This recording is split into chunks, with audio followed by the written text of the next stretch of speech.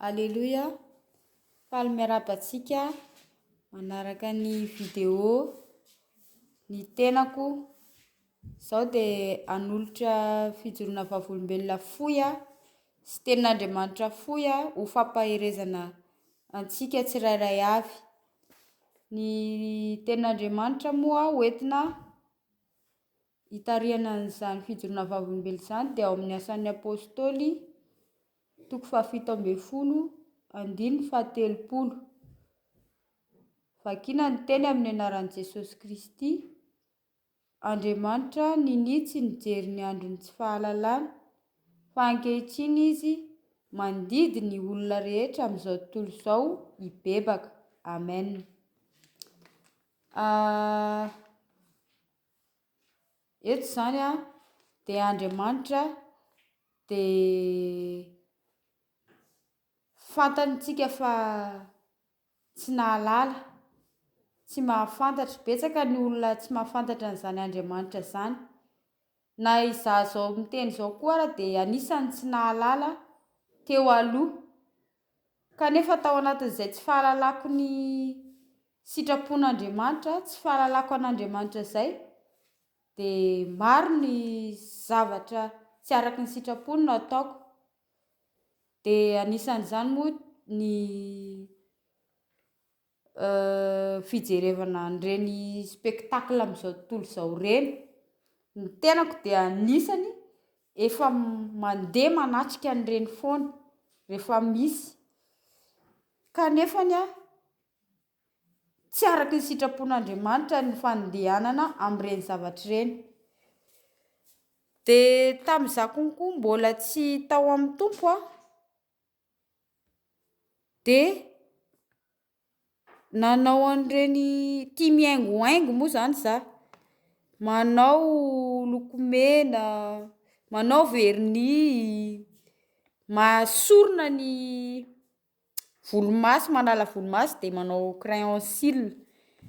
Kanefa ny fanaovana an'izany dia mitaona amin'ny fijejojejoana. Ka io fijejojejoana io dia tsy araka ny sitrapon'Andriamanitra koa. Ka tamin'ny tsy fahalalana daholo moa no nanaovana an'izany. Na ny tenako izao koa ara dia efa nanao an'ireny kavina, peratra, bracelet, ilay firavaka moa izany firavaka. Anisany mitaona ho an'ny fijejojejoana daholo ireny. Ka taty aoriana rehefa nanolo tena ho an'Andriamanitra dia Andriamanitra no namafa ny fahadisoako rehetra satria tsy nahafantatra tamin'ireny dia nataoko. Ka ankehitriny efa nampahafantarin'ny Tompo izay zavatra tsy azo atao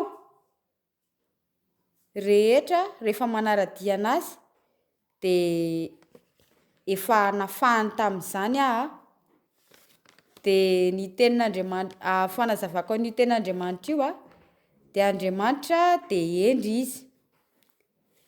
N'inona fahadalana ataonao tsy ny tsaratsara antsika izy fa kosa manitsy antsika izy amin'ny zavatra izay vitantsika tany aloha be tany. Ny fahadisoako moa izany dia efa nahitsiny nanitsy anahy izy. Ka ny fanantonantsika anazy dia manitsy antsika amin'ny sitrapony. Izy amin'ny izy dia masina, tiany ho tahaka azy isika. Koa ankehitriny dia atolory an'ny Tompo ny ratsy rehetra vitanao fa izy vonona hiaino sy handray anao ary hanafaka tanteraka ny fahotanao rehetra efa vitanao hatramin'izay. Koa manasa anao mba hiaiky ny fahotanao tahaka anahy ary hanantona azy fa izy irery ihany no be famindrapo sy afaka mamela ny heloka ary mamafa tanteraka ny fahotana zay vitanao na tahaka ny namafan'ny fahotana zay vitako taloha. Tsara i Jesosy io sady malemy fanahy afaka miresaka aminazy foana ianao na amin'ny fotoana na ahoana fa miaino foana izy.